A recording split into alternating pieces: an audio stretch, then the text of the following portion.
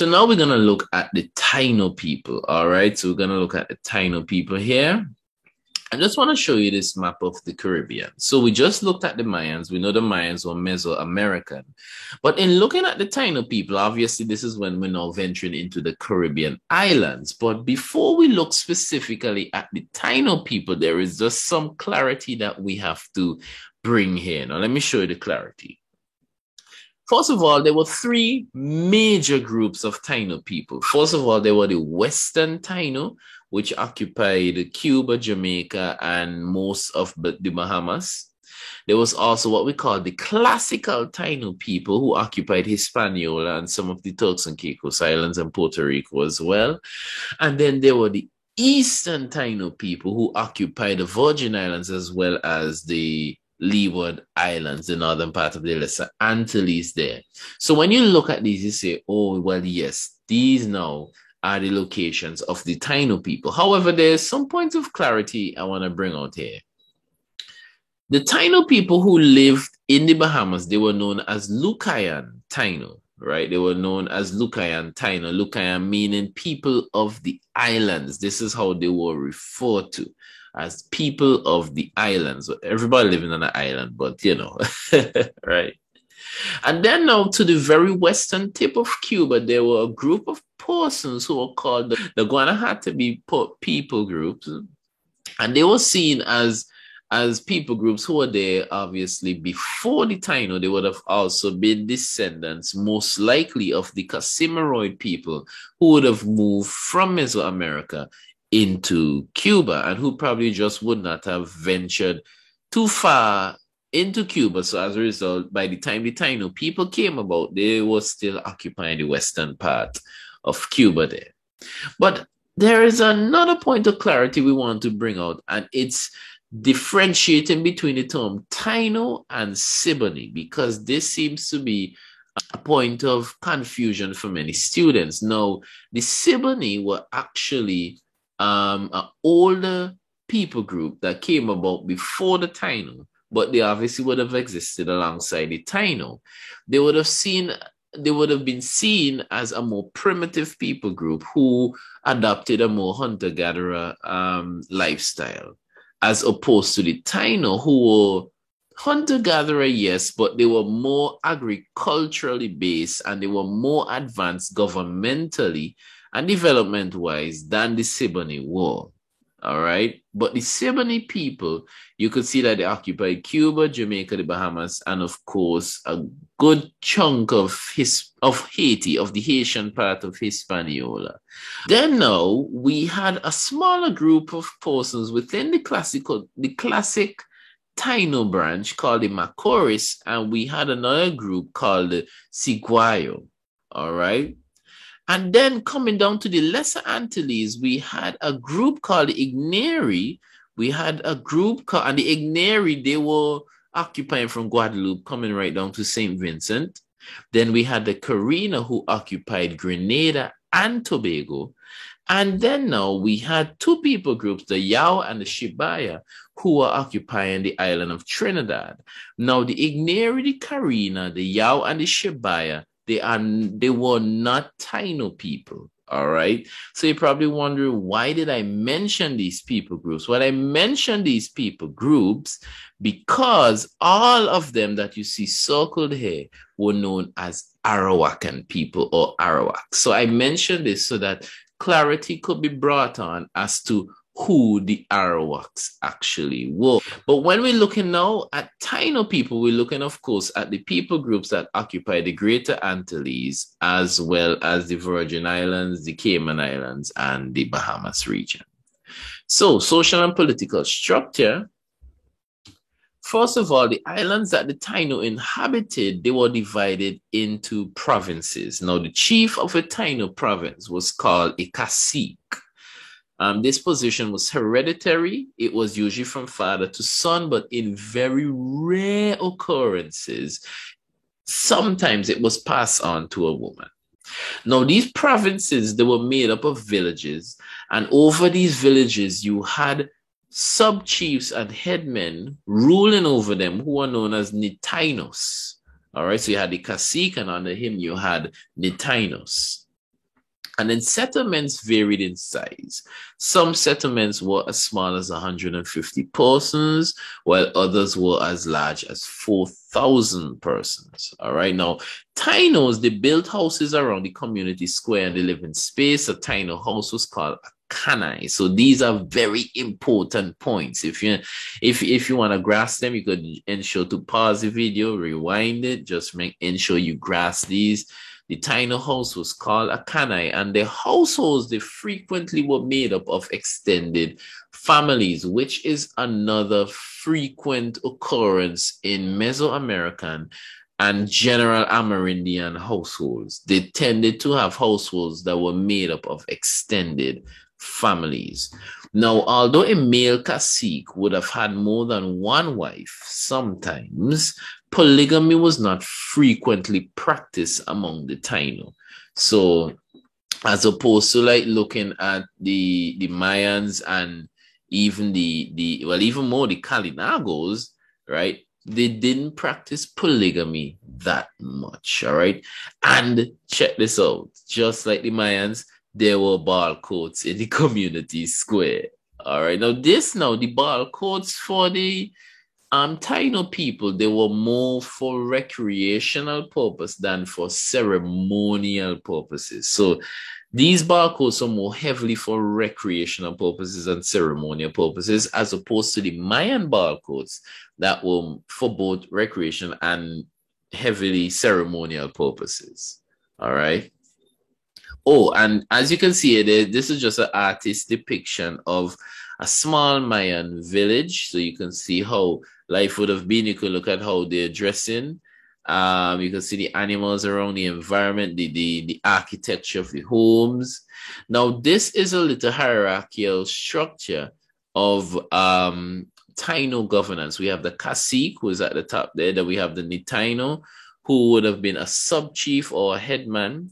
Then we have a person called a bohiki. Now, the bohiki would have actually been like a priest or like a shaman or like a spiritual leader who would have been involved in healings and doing religious rituals and so on. And then now you would have had a laborer or worker who was known as Naboria. All right. So these are the four main levels of the Taino hierarchy. All right. Now we want to look at their religious beliefs. And first of all, in looking at religious beliefs, we want to see that the Taino practice a polytheistic religion. All right. The Taino people practice a polytheistic religion. As a matter of fact, this is popular among Mesoamerican and general Amerindian societies. They had polytheistic views on life. All right. Now, their gods, the gods that they worship, which were really gods and spirits in general, they were called zemis. Now, households now had statues or small figurines of the zemis. And the more zemis someone had, the higher their social status was. Now, the chief of the gods among the Taino was someone by the name of Yukahu, who was the god of the cassava and the sea. And his mother, Atabi, was also worshipped. She was seen as the goddess of rivers and fertility. Now, the Taino would have had about 8 different classes of gods, both of who would have been either good or evil. And of course, they had a number of gods. So we won't really name all of them right now, but they were a good bit. All right. Now, the Taino worship zemis, and this is how they would have done it. They would have done it by purifying themselves by inducing vomiting, using a forked tube, and they also, along with doing that, but because with the vomiting, it would have been seen as like ridding themselves of impurities as they come before the Zemi to consult the Zemi and communicate. And when I really communicate with the Zemi, because it was only the priests really did the communication there, but as they presented themselves and their offerings to the Zemi. All right. All right, so we have here now the Taino people worshiping Zemis and by purifying themselves to induce vomiting using fork tubes, and they snuffed a substance called cohoba. Now, this could have actually been the crust seeds of a Pipadadenia tree or a cohobana tree, although many sources stated that this was really just grounded tobacco. So there is some debate as to what it is, but most likely it probably was really grounded tobacco. But this would have caused hallucinations, all right? Now, the Taino shamans or the priests, they were called bohike, all right? And we mentioned that before, bohike, all right? And larger villages had temples for religious ceremonies. Smaller villages, however, they met in the cacique's bohio, which was his hut, and they met for ceremonies there, of course. Now, the Taino people, they would have believed in a place called Koyaba. Now, Koyaba is a peaceful place and is traveled to after death, and it is void of calamities. All right, it's something like their version of heaven. All right. Now, only the Bohike could communicate with Zemis. Only the Bohike. Caciques could have also done that because caciques would have acted as religious leaders. And of course, they serve as administrative leaders, religious leaders, and of course, war leaders. They would have, and that's the interesting thing too, because many persons would view the Taino. For many years, we've heard that they were very peaceful people, and they were, but they also would have had to defend themselves. They would have also had to practice some form of warfare. So maybe, and this is theoretically, maybe when the Spanish arrived, they gave the impression that they were peaceful people because in reality, they probably just wanted the Spanish support in helping them defend against the Kalinago people who used to raid them to take their women and their goods and so on. All right. We'll get to that. All right. Now, the cacique, he would have been able to communicate with Zemis, and he also would have been seen as his Zemi, would have been seen as the most powerful of the Zemis. So there was actually something that they did on a yearly basis where they would pay homage to, once a year, they would pay homage to the cacique's Zemis. All right. Now, the cacique performed ceremonial duties while seated on a stool called a duho. This duho was carved out of stone in the shape or wood in the shape of an animal. Now, although it is not necessarily speaking about religion, their leisure time. All right. So if you look at a belief system, maybe you could look at their leisure time. It was occupied by much singing, dancing, and reciting poems, and these poems were called aretos, all right? And they would play a ball game called batos, which was played on a field called the bate, all right? This is similar to how the Mayans would play Pocatawk, remember, with the hips? And they also practice smoking, chewing, or making cigars from cohiba. And cohiba is obviously tobacco. And the pipe that they smoked the cohiba in was called a tabaco. All right. And they drank alcoholic drinks called piwari and kasiri. And this, of course, would have been in different festivities, whether they're celebrating birthdays, weddings in their farm, victories, the harvests, whatever. All right, they would have done a lot of drinking, and smoking was usually in regular leisure time, but the drinking was during these kind of festivities. All right, the Taino people would have also practiced something called animism, and animism, it goes beyond just polytheistic beliefs and so on. Animism is basically where they would believe that a thing, like an object or an inanimate entity, such as whether it's a statue or even a plant, a mountain, animals, even the sky, they would believe that these things actually have a soul or they have a conscience. All right, so that's what we call animism. Now we want to look at the economic practices and patterns of the Taino people. Now, they practice conuco cultivation. As opposed to the Mayans, they practice conuco cultivation. So there was that building of the dirt mounds and the plants that were built on them. There was that crop rotation, They also would have grown more frequent crops, a wider variety. That's what I want to say. A wider variety of crops were grown here. Now, cassava, which was called manioc, was the main crop. And Tainos, they practice agriculture, but they also practice it along with a hunter-gatherer and fishing lifestyle. They probably would have balanced agriculture and hunter-gatherer lifestyles much more than the Mayans and the Kalinago people. All right. Now, the Tainos, they were export merchants and tradesmen, and they maintained a great level of inter-island connectivity among the different Arawakan groups. Now, remember, we were looking initially via the map at the different groups.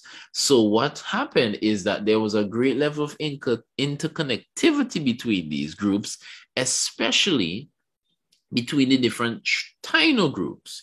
So like Taino, the Eastern Tainos, the classical Tainos, and the Western Tainos, and even the Lucayan Tainos, right? There was a great level of interconnectivity between them. So that was very interesting. And there was a lot of trading done, and the trading was done by bartering. Remember, we stated that the Mayans had a currency, which was the cacao beans, but the Taino people did not. So what they did, they bartered. All right. Now, they were not nomadic people, just like the Mayans. They settled into communities and they built their communities, but their communities were not as advanced and as large as the Mayans, but they were not nomadic people. They were very much well settled. Some of them were more advanced than others. So, for example, the classical Taino people who lived on Hispaniola were much more advanced than the Eastern Taino people. As a matter of fact, in Puerto Rico, Puerto Rico was split up into like 20 or so chiefdoms, and Hispaniola was split up into like 45 or so different chiefdoms. So there was this advanced system of government among the classical Taino people as opposed to like the Eastern Taino people. All right. Now, in doing the Conuco cultivation practice, they had a small plot of land that they cultivated cassava, maize, sweet potatoes, groundnuts, and other crops. All right. So that's just a little fact there. Now, finally, we want to look at art forms, science, and technology for these people groups. Now, the Taino were not as advanced in mathematics and astronomy as the Mayans. However, they showed ingenuity in their tool making for hunting, fishing, and, of course, warfare. And their vocabulary and cooking methods have been passed on even to this day, even though there are not many persons of original Taino descent in the Caribbean region today. All right. Now, the Taino, they created words such as maize, potato, cassava, tobacco, as well as hammock, hurricane, barbecue. They were the pioneers of barbecue, right? Buccaneer and a canoe. And then just a little additional note, the appearance of the Tainos, because this has been a frequent question that was asked of history students. Now, the Taino people, they tended to be short or medium height. They were slightly built. They were not built as well as the Kalinago people. And they also had that flattened kind of forehead, right? They had an olive brown complexion. They shaped their skulls up to a peak as it was a mark of beauty. And some even suggest that the flattening of the head could have also lessened the impact of a blow during conflict. So like if someone hit them in the head, it probably won't do as much damage. You know, that's a theory that has been suggested.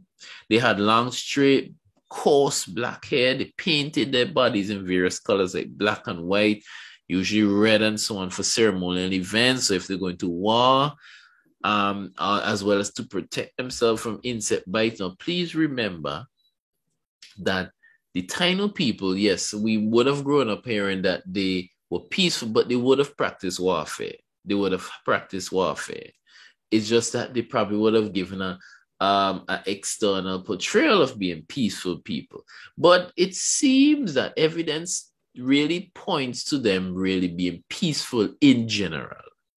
Yeah, as compared to like the Kalinago people and to a great extent the Mayan people as well. All right. And they also wore a great deal of ornaments on their ears and their nose. Now, the caciques, he would have worn probably the most ornaments more than anybody else. All right. So that's just a little fun fact coming in there. All right, so now we want to look at our final people group, which are the Kalinago people group, the Kalinagos. Now, the Kalinagos would have occupied the Lesser Antilles. Specifically, they would have occupied the region from like Guadeloupe, Martinique, coming right down to Trinidad. All right, they would have occupied these islands. And the Kalinagos are very interesting because they were the last indigenous people groups, to enter into the region before the arrival of the Europeans. Interestingly, the Kalinagos started coming to the region about 40 years before the Europeans arrived. But by the time the Europeans arrived, there were no Arawakan people living in the Lesser Antilles.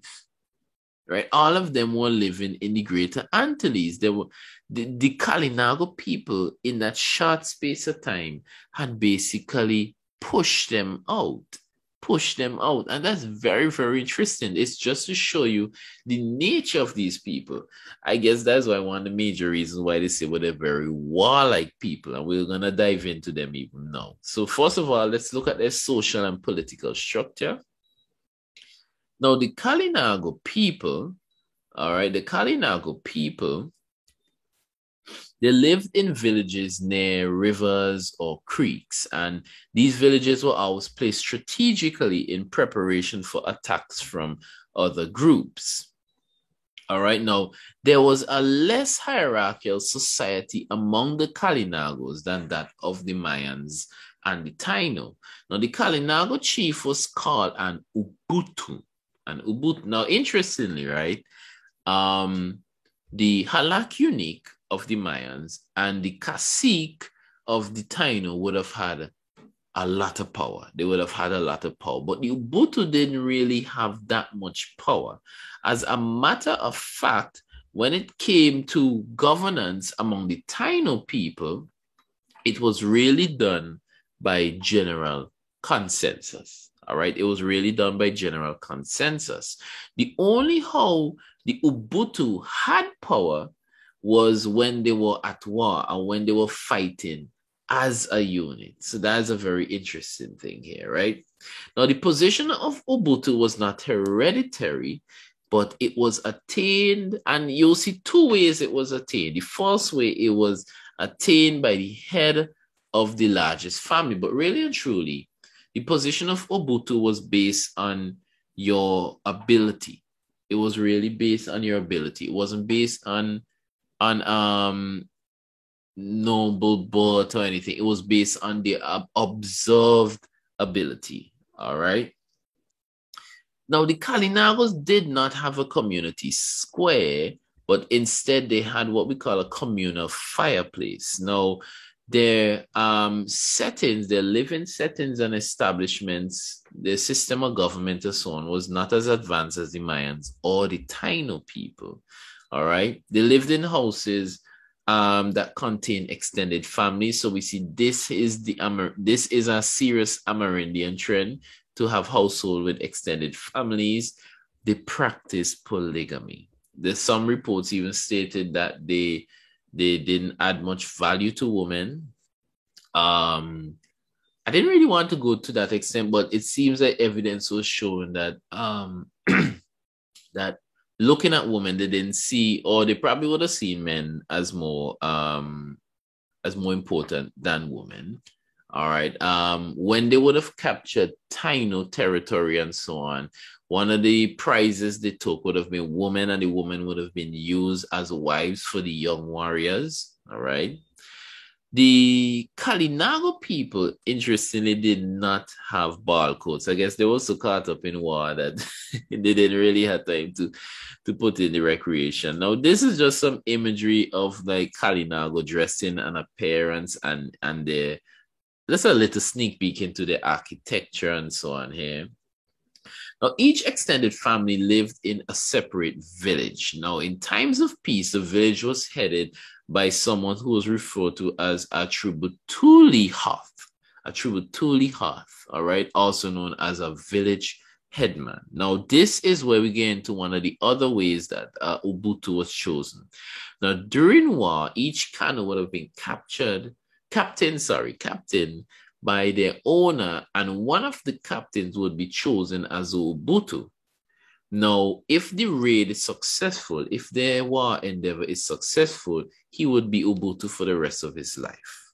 All right. And this was, of course, based on ability. He was chosen as Ubuntu based on ability and so on. All right. Now, Kalinago men, they lived together in a structure called Akabe, which was a village meeting house where they would undergo warrior training. Now, in warrior training, young Kalinago boys, they were taken from their mothers as young as 4 years old. Wow. And they were taken to live in the Kabe for training.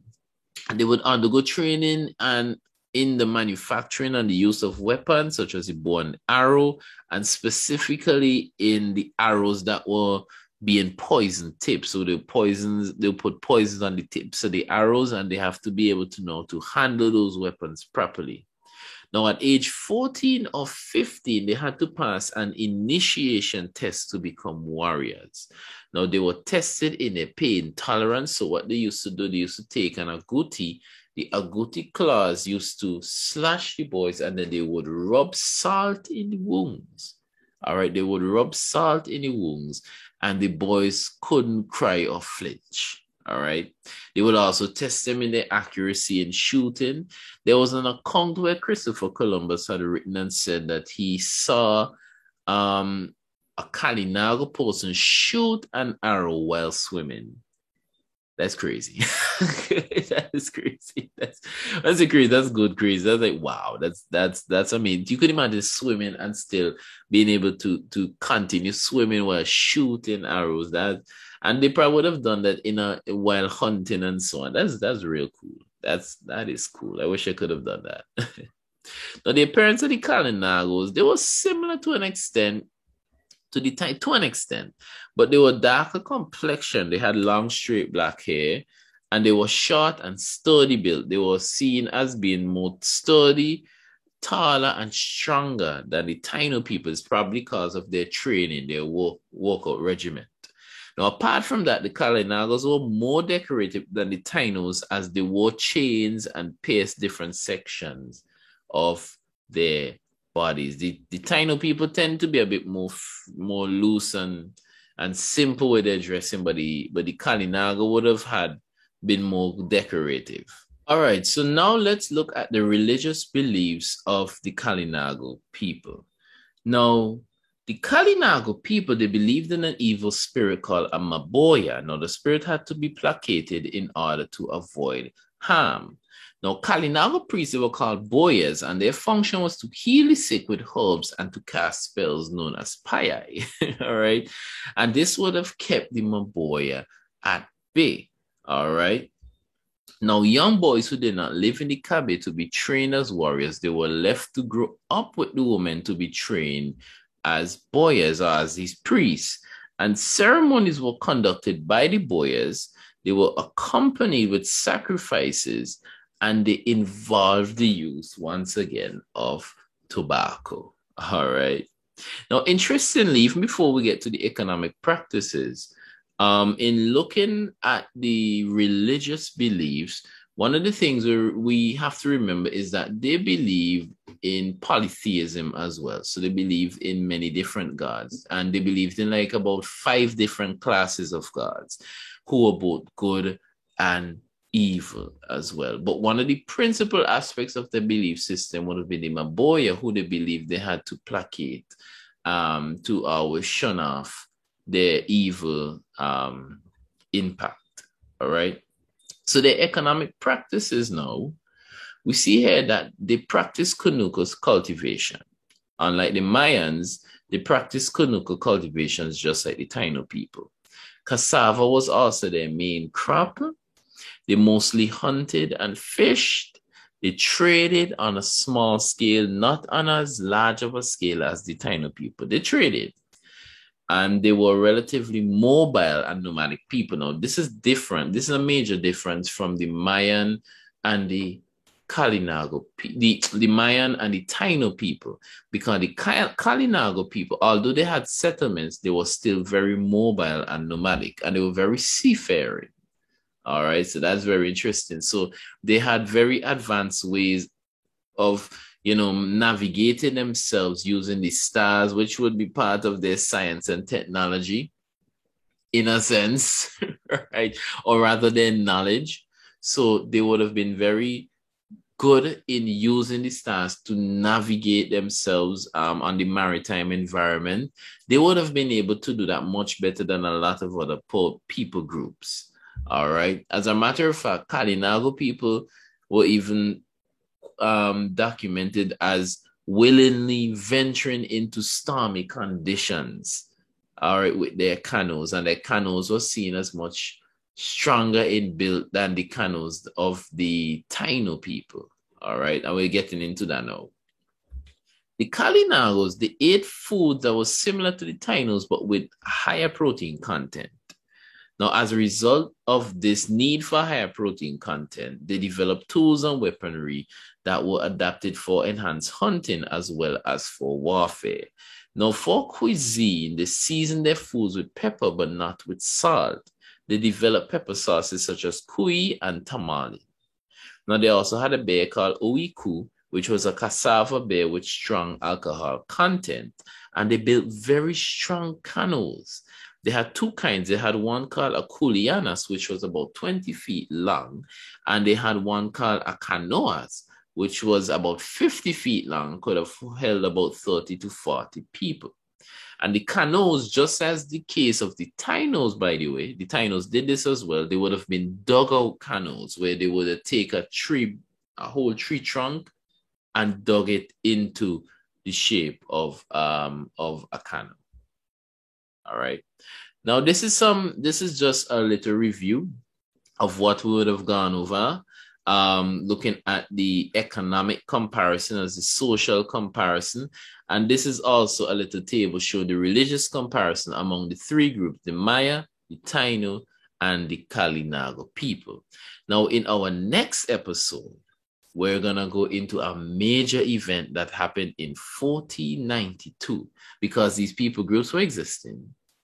But then enter the Europeans with the arrival of Christopher Columbus.